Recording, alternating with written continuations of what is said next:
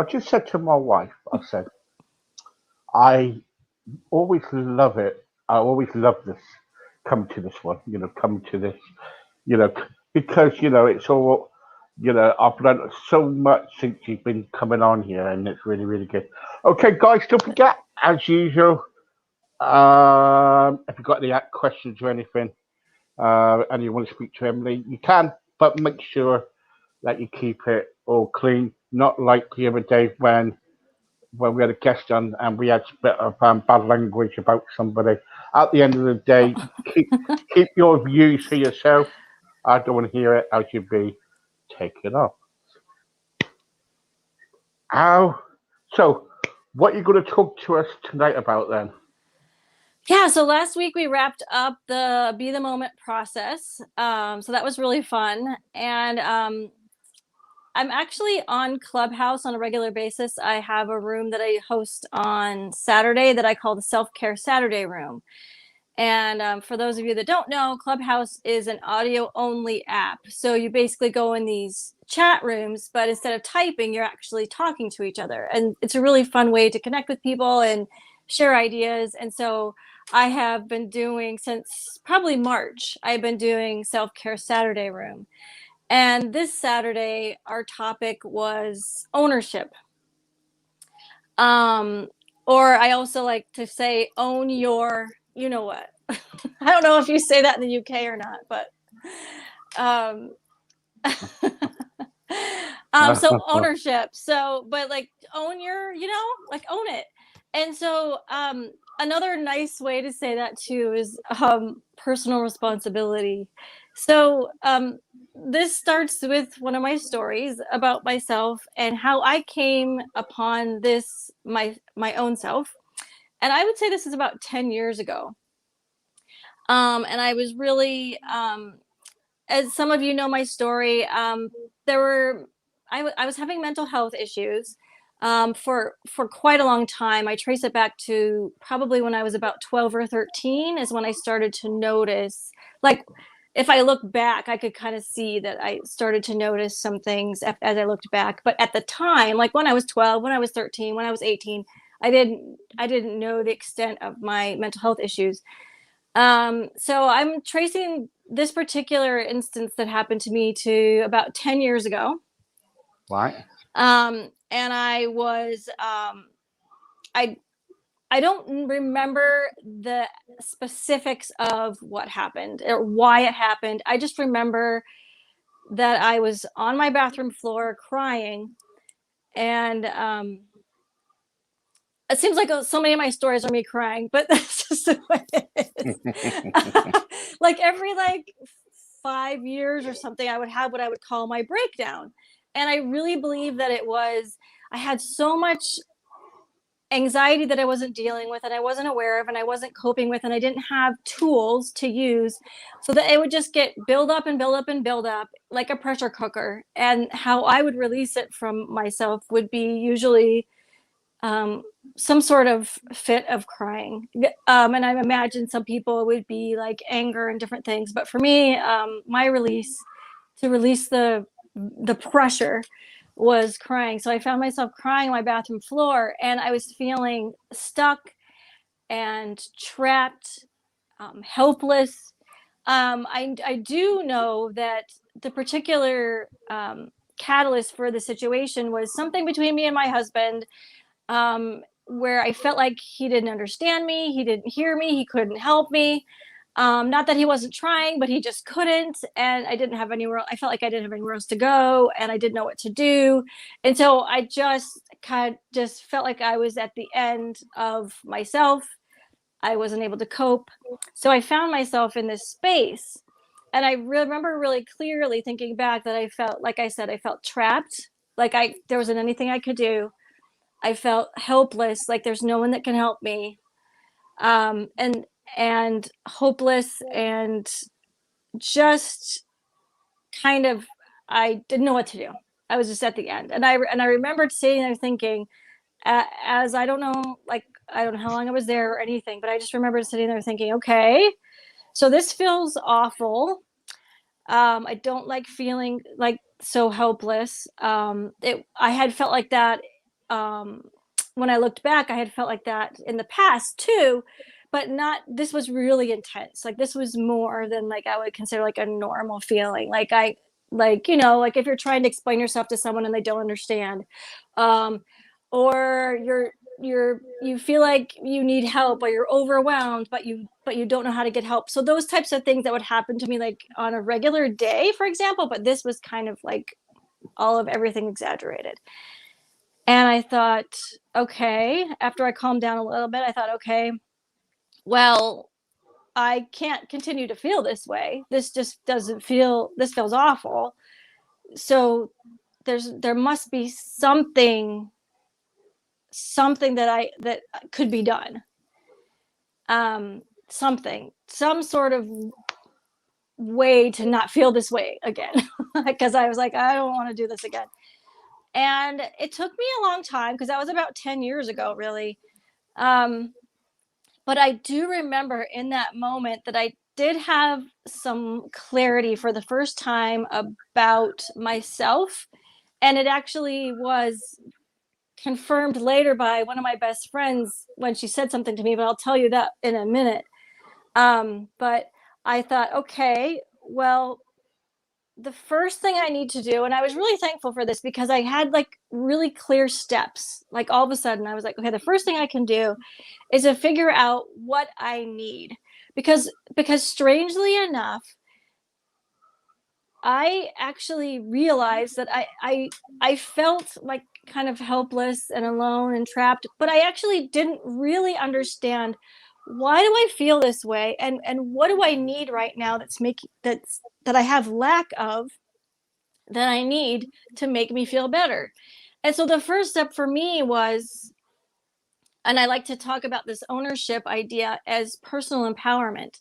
So it is saying, okay, what do I need? And for some people that might seem kind of silly. They're like, well, you know, obviously.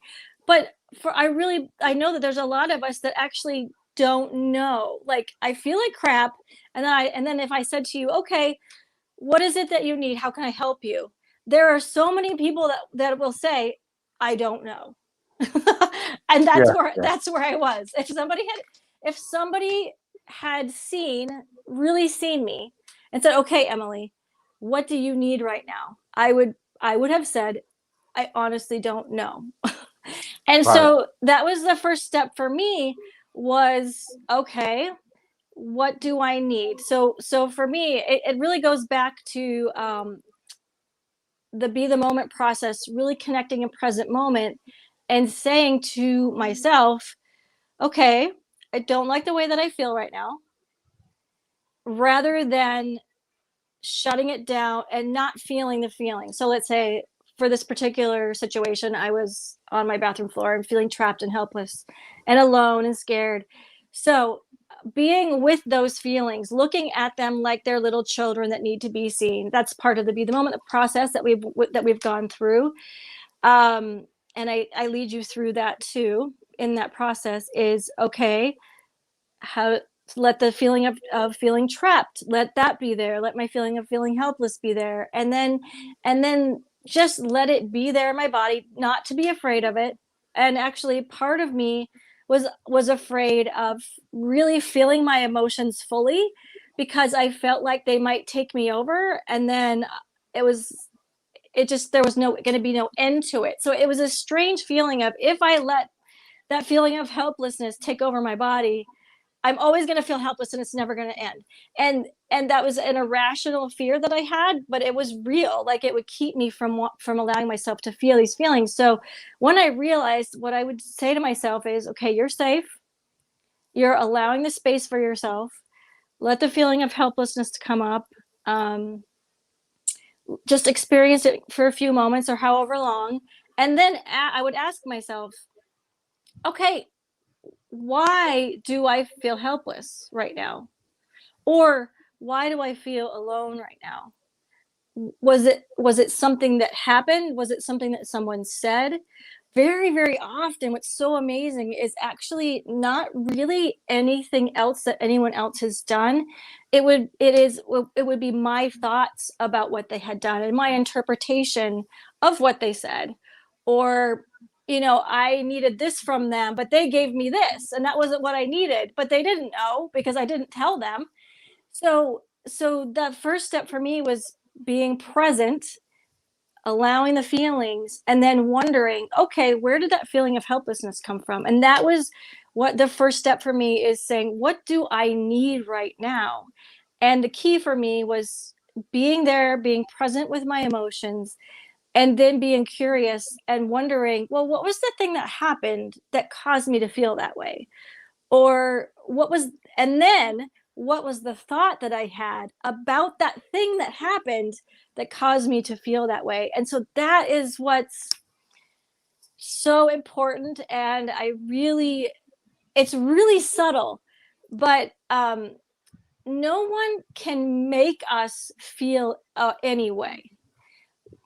We make ourselves feel the way that we do by our thoughts that we have about what someone did to us, said to us, all of those things. So that's the key, and that's the key for me in owning our own, ownership or personal empowerment, is recognizing that we have the complete control over what we think about something, and we have the choice about what we think. But until I could identify the emotion and then identify what had happened or what I had thought, that, let's say it that way because that's better, what I thought about what happened that caused the emotion, and then look at that thought. Because for me, for those of you that don't know, I have generalized anxiety disorder, OCD of persistent negative thoughts, perfectionism. I would say that I'm recovering from all of those things. All of those things are geared towards thoughts. And Do for you most, go ahead. so sorry, when you No, get it's fine. negative thoughts, what are those thoughts about? Can you say more? Yeah, for sure. Well, so let me say this first, and then I'll do my best to answer your question. Um, what happens is we have 60 to 70,000 thoughts a day, and most of those thoughts are default thoughts. They're thought patterns. So we literally have neural pathways in our mind that if this happens, then we think this. If somebody says this, then we think this. If this happens, then this. And they're literally programs in our brain that say, if this, then this. And it's unconscious, and it's actually impossible for us to be aware of every single thought and to control single thought. And I'm actually not even saying to do that, but what I am saying is that we do have thought patterns that we think a thought, and then there is a resulting emotional response that we have. And some of them are fine, and some of them can just happen automatically and naturally so that we can function in life and so that we can do the things we need to do, like motor memory, like how to dry your hair, or how to do this thing, or how to drive a car when you get in, because it's all neural pathways and it just takes over. Or how to read a book, or how to type on a computer keyboard or on your phone or whatever. So all those things are great, and it makes our life smooth and easy and those types of things. But what I'm talking about are the thoughts that cause emotional responses for us that are creating a negative life for us. So the things that we don't want, that don't feel good on a regular basis. And even, if you have something happen to you, that's a particular like event that's upsetting. I'm not even really talking about that so much. I'm talking about more like regular daily patterns of way things. Okay, when this happens, then I act like this, and when that happens, when somebody says this to me, I get upset, and I get angry and I do my thing. And that a lot of times people call those triggers. So this is kind of what I'm talking about, is recognizing different things in our life that might be triggers that maybe we actually kind of don't want to have. And so one example would be, it's so funny because this is like 10 years ago now, and I've undone a lot of my neural pathways and built new ones. So now I'm trying to like remember back to what I would be saying to myself back 10 years ago that would put me into these spirals. A lot of times I would say like, oh, Arthur, my husband, he just doesn't understand. He doesn't know how hard it is to be and a wife and a mother, and to like remember that this is a good one. To like remember like when the kids' doctor's appointments are, and to make sure that they have all their homework done, and to get them to school on time, and to make sure they're bathed and fed, um and take them to their sporting events. And so a lot of it for me was kind of like martyr type mentality and martyr type syndrome, which is sort of like nobody understands how hard I'm working. No one's acknowledging it. I just have to keep doing it, because if I don't do something, someone will notice, or if I do it wrong, someone will notice. But if I keep doing it, I have to keep doing it, keep doing it in order for everything to keep working. So that was like one of my, I would say, like basic thought patterns. And another one would be, and we've talked about this before, but I had a really hard time at Christmas because no one was really interested in helping me in any way. But then if I didn't get the presents, or if I didn't get the food for Christmas dinner, or if I didn't cook it, or all those things, then that wouldn't be good.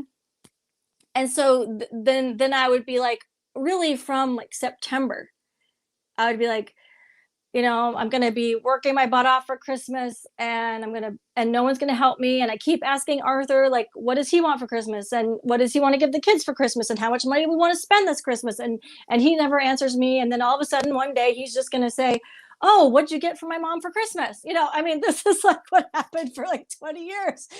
So, so a lot of it for me really came back to the whole idea of me as a martyr, and that no one understood, and I had to do these things. And so you can imagine why I would feel trapped if I had those feelings.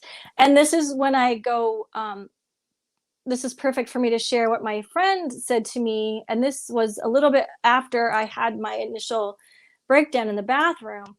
I was talking to her. Once again, I'm not sure about the specifics, but I was talking to her about my life. And we were at lunch, and she looked at me and she said, Emilie, you are being a victim.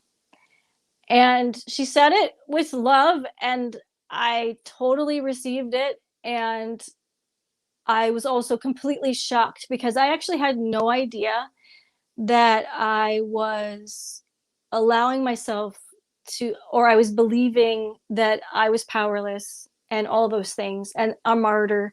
So another way to say that you're a martyr is that you're being victimized by people in your life, that no one understands me. And some people don't like that word. And so that's why I'm just saying, my friend said it to me and I received it, but I'm definitely not saying that about anyone else.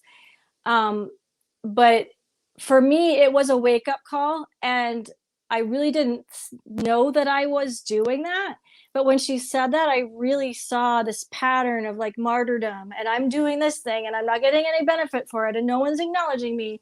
And I mean, this was all through the day, every day, piled on with also anxiety and perfectionism and all of those different things. So when I found myself realizing that I really needed to figure out what I needed, that was my first step in empowering myself. And I feel really passionately about it because that was when I really started to, because when you empower yourself and you realize you have a choice, for me, actually, that was a huge relief and a freedom, and like, oh my gosh, I have a choice. I can choose what I think about something. And so I felt actually so much relief. And for the first time, I felt like really hopeful that I could do something. So then I didn't feel helpless anymore. I didn't feel hopeless. I didn't feel trapped. I felt like, okay, now if I'm feeling a certain way that I don't like, I can then find the thought that I was thinking. And then from there, I can trace it back to, okay, what is it that I need right now? And at first, it was really like practical, basic things. It was like, I need help. I need somebody else to cook dinner tonight or tomorrow night or something. Or I need somebody just to give me an idea of what to cook for dinner. So I started to just in very simple ways, not only know what I needed, that's the first step. What do I need right now? What do I need? And so ask yourself, like, I don't feel like the way that I feel. What do I need right now? What can I do? What do I need? And decide whether or not that's something that you can provide for yourself, or if it's something that you're going to ask someone help for. And that's the other thing that I could talk for 5 hours about, is that I never asked for help either. I didn't want to put anyone out. I didn't want to bother anyone. So that's another layer to this. And actually, when we talked about this on Saturday, there were so many people that were like, oh my gosh, I have such a hard time asking for help. So if I was going to break this down into really, really basic steps, it would be, first of all, when you're feeling a way that you don't like, that you're uncomfortable with, sit with it for a few minutes and see if you can identify the thing that happened or the thought that you had that made you feel that way. And then see if you could trace it back. And then see, is there something that I need to address the way that I feel right now? Is there a way that I can fulfill that need? Is it something that I can do, or is it something that I can express to someone? And when I started to do this, it was very, very, like I said, very simple, practical, basic things.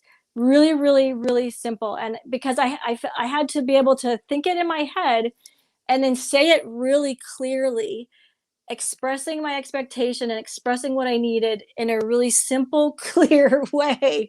And the reason why I'm emphasizing that is because I would tell someone, like, and this was my kids or my husband, this is where it started. And like my really close friends, they knew that I was doing this. So I told them, I was like, I'm going to try this new thing. So I told them, so they weren't surprised. And then I would say, I'm going to practice asking for help. And right now, I feel like I need help with this, which means, is there any way that you could come up with an idea for dinner tonight?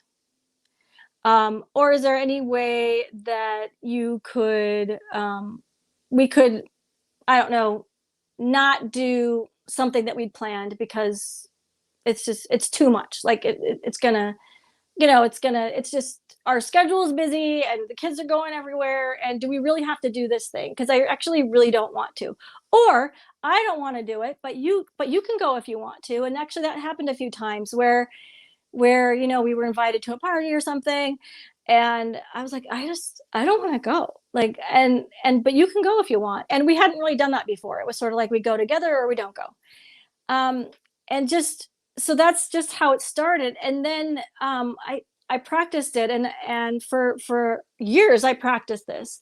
And then I started to realize, as I practiced it and as I continued to ask for help, and I promised, like my best friends, I said, I promise that I'll ask for help if I feel like I need help. Like, they made me promise, because I so didn't want to ask for help. It was so hard for me. I didn't want to bother anyone or put anyone out. But what the amazing thing that happened as I continued to practice this is that I started to realize that there were actually things that I could do and to fulfill my own needs now. But I really had to learn what I needed, practice that, change my thought patterns a little bit, practice saying what I needed to myself and to other people. And then I started to see, oh, okay, well, I can probably do this, in a different way for myself. And I started to realize that I could really do the things that I needed. And it was like I developed a confidence, and that's why I call this like a personal empowerment practice, because it really moved into that space where I started to have belief. I became really clear on what I needed, and then I started to have the belief, oh, I think I can do that myself. I think I can manage that. I think I can do that thing, even if it's just a little small thing. And then it grew from there. And so now, like really 10 years later, um, I really say for the most part that I don't really need anyone else. I really can provide what I need from myself and from within me, and I have full confidence of that. But I still do like getting help from other people, and it's fun, and it's sort of like icing on a cake, or they say it's like gravy, it's like extra, it's like fun now. So I still really value my interactions with other people, but I don't need them the way that I used to. Like I really used to like need them like 100% need them. And that was when I felt trapped. And then when I moved into the space of starting to understand, oh, I can empower myself a little bit, I have choices in what I think about this, that, or the other thing, and I can ask for help, and gave myself permission to ask for help. And then, there were people around me that were like open to me having that conversation with them, saying, I'm going to ask for help more, and so that's just the way it's going to be. And then it progressed from there, really moving into personal empowerment, where now, not only do I feel like I don't need as much help from people, but now I am solid enough in myself, and I have enough confidence in myself that now I can truly help other people when they need it. Before, I just didn't have the capacity to help other people. And that for me is like the huge bonus of all of this, is that I repaired my cup. My cup is full now. And now I can really help other people if they ask me for help. And I know what it feels like. I know what it feels like to be stuck, and that it can be hard to ask for help. And so that's what I call ownership. And own your new your you know what.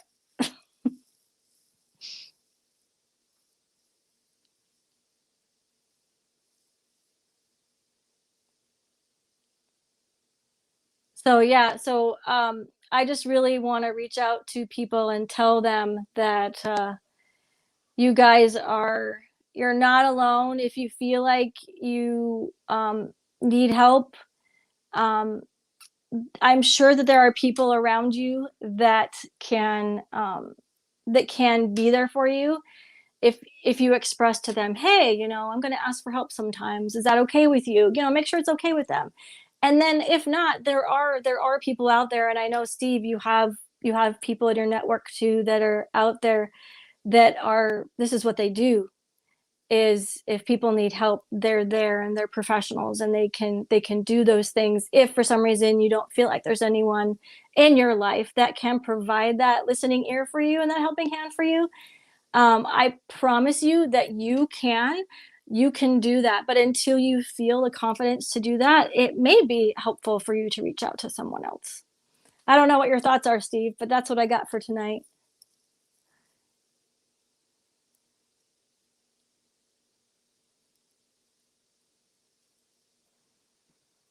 I'm just saying, sometimes it's so difficult to ask for help, isn't it? Big time. Yeah.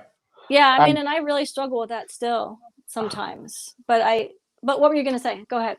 well, I'm just saying, we do have, since we started doing this, we have great people on here that we can, we always have counselors on hand if people need to talk to or get some advice. We've got all different sorts of counselors and help and all Yeah. sorts of things. If someone's having a bad time, we can put somebody into a rehab, or which we've done in the past. So we're open to lots of people. And I've just sat here watching, listening to you, and I'm lying on my sofa here.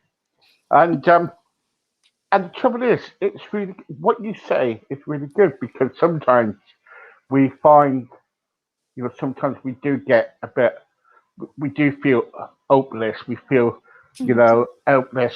We feel that no one's listening, and the trouble is, and we feel that we're on our own in life. Yeah, and I believe, I mean, just from the people that I've talked to, so many people, almost everyone has felt that way. Almost everyone has felt alone and helpless sometimes, and does have a hard time reaching out. And I know that the reason why, one of the main reasons you started what you're doing here, it is because of COVID and people being cut off from each other. But there are things like this. There are shows like this where people are providing help, and I definitely want to give everyone that's listening. I'll give you permission to ask for help. You will not. It will be good. I promise. Um, and people that care about you, they're not going to be irritated or put out or anything. And if they are, then find someone else or connect with the people that Steve has for you. Mm. And It's so also, important. yeah, and also what we do on here is that one, we're not judgmental. We don't, we're not against, we ain't got anything against race, gender, whatever. We haven't got nothing against, whatever who you are. At the end of the day, to us, you're a person, Yeah. and all we want to do is share our love to you. And if you need help, you know, just reach out because we're here. And if people can't help you, just come up and say, Steve, can you help me? And I'll guarantee you. And people say to me every day, you're in the UK, Steve, and I'm in Australia. We had one person the other day. Can I tell you something? We got soon that person reached out and said, Steve, I want some help. And I remember this chap, and he said, Steve, my relationship's going to end if I don't get off drugs. Can you help me? We got in contact with somebody in Australia, and I tell you what, within a few days he got the help that he wants to, and he's in a rehab right now. And that's Hmm. all you got to do. And Hmm. trouble is with men, we think we're all macho. Yeah. And I tell you what, I can tell you something now to your face. You're not macho, mate.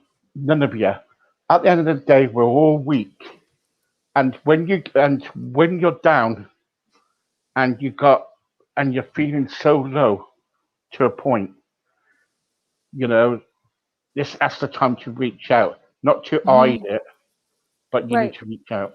That's the thing, like you were saying, like we're all human having a human experience, and we all have our struggles. It's just the way it is. So don't think that you're alone in this, and that no one else feels the way that you do. The key really is um, asking for help. And so that's why I say, if you can just take a moment, take a deep breath, and just connect with yourself and ask yourself, because your intuition, I truly believe, will tell you what to do next, who to reach out to, what do you really need right now. If you take just a moment, and connect to present moment, it will give you what I call your next best step.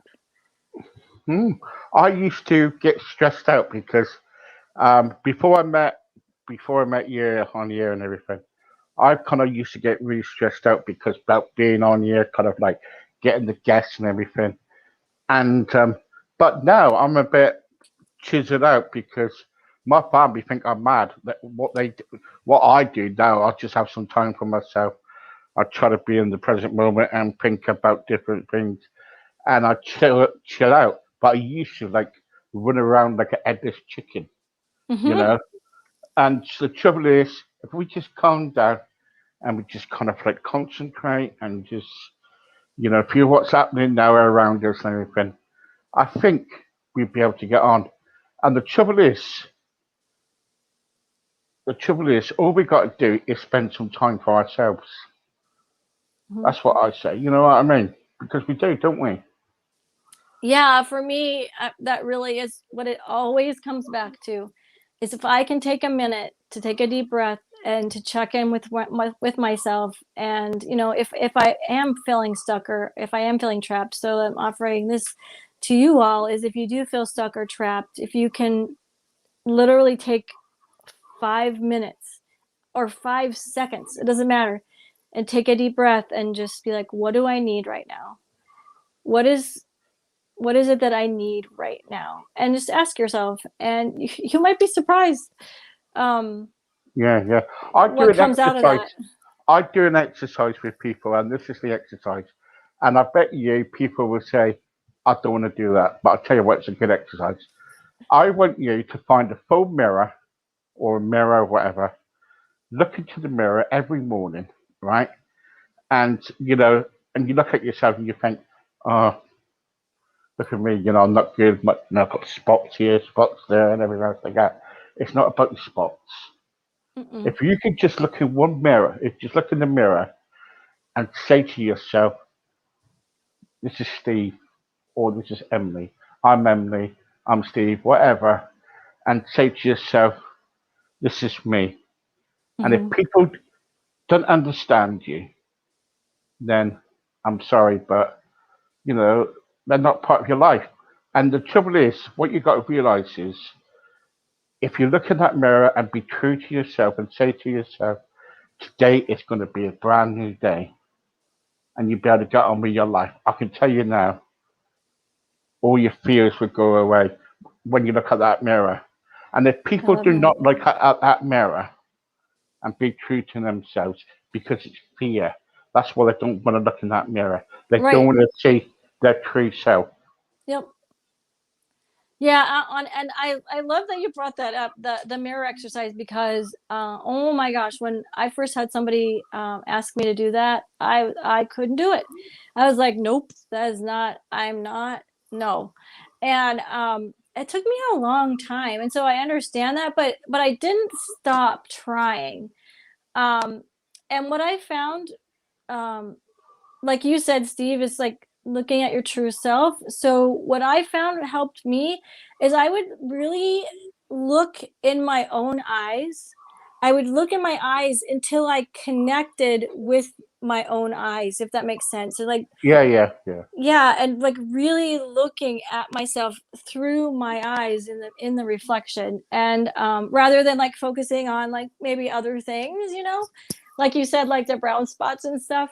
um and that made me feel like I was really seeing me. So like when you said, your true self, that was what my practice has been, is looking in the mirror and in my eyes until I feel like there's a connection there, and I'm like, oh my Mm. gosh, that's me. Like you said, this is me. So I love that. I love that you do that. That's so awesome. It's really powerful. It is, because, but sometimes we are afraid of, on the, we've got a spirit inside. And the trouble is, sometimes people can only see the outside, and sometimes we put up a front. But every time, if you look in the mirror, you see your true self. Okay, Mm, and also you connect with your feelings because your feelings will come out. And sometimes your feelings will say negative things like your brown spots here or your lipstick's in the wrong place. mm, In my case, I don't wear an handbag, but I do have some lipstick. No, I'm only joking. But do you get what I'm trying to say? We yeah. can, if we look in the mirror and think and go past all the rubbish what we say Yep. about ourselves, about that we're ugly and we're not worth thingy, but really look into it and say, this is me. I believe Mm. that, I think, we can be kind to ourselves more, Oh, 100%. but Yeah. but we need to get ourselves a mirror and just focus on and get ourselves in there. Don't crack it. You don't have to crack it. I've cracked so many mirrors in the past. It's unbelievable. Ah, but I could, but that was really good. Thank you so much for that. Okay, Yeah, my pleasure. Emily, be back. I keep on calling you Emma for some reason. Emily, I be don't back. care. Call me anything. Oh, can you? Well, you said you were calling me M's, right? And then you called me Mo, maybe? Is that what you were saying? Yeah, I don't guys, care. guys, I don't know if I told you the story about this, but I remember when I first met Emily, and I got a name wrong. Number one, I got a name wrong, and she come back to me and said, "Steve, that's not the right spelling." Do you remember that? Yeah. Yeah, Yeah, and because she my told, name is spelled weird. yeah, her name is spelled weird, yes, right. So I've got to make sure that when Christmas comes along, I've got to make sure it's a Christmas card. I've got, Okay, yeah. yeah, things like that. But no, but the trouble is, though, the trouble is, what you've got to realize in life before I finish is this: that why I say about the mirror, because that is one exercise, and until you love yourself, you can't love other people if you Nope. don't love yourself. It's a true factor, isn't it? I 100% believe that, and that's been my experience. That I wasn't able to truly love others until, yeah, until I understood how lovable that I was. Yeah. Yeah. Okay, let's answer some questions before we go. Okay. Uh, Philippa wants to know. Hi, Stephen and Emily. I love you too. I've got some questions in the on the radio site here. I love you and Emily. You're two characters alike. Have you known each other for a long time? No, we haven't actually. No, no. Um, it seems that no, we're not little and large. Don't worry about it. Hi, Steve. I love what Emily was talking about. That is fantastic. Can I watch the repeat of this? Yes, you can. We will share the video. And hi, Steve. Would it be possible if I could watch the repeat again? Yeah, yeah. And what else? What else was it?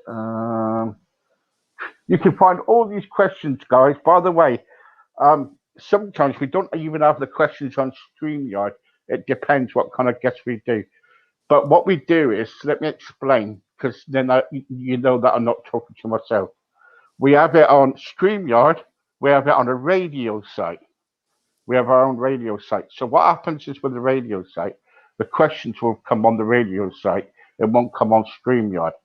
So like tonight, we had around about, so far we got 2,996 people listening in on the radio site. But with the StreamYard, it just it just, the numbers go up, numbers go down, and people will probably listen later on. And so that's how we work, and we put it together. So that's how I do it. Anyway, Emily, thanks very much for tonight. That was great. Just hold on there, and I'll talk to you. Don't forget, guys, I'm going to be back in around about 10 o'clock, late one tonight. Jimmy Clare, well, oh, guys, you got to stick with that. I remember Jimmy Clare.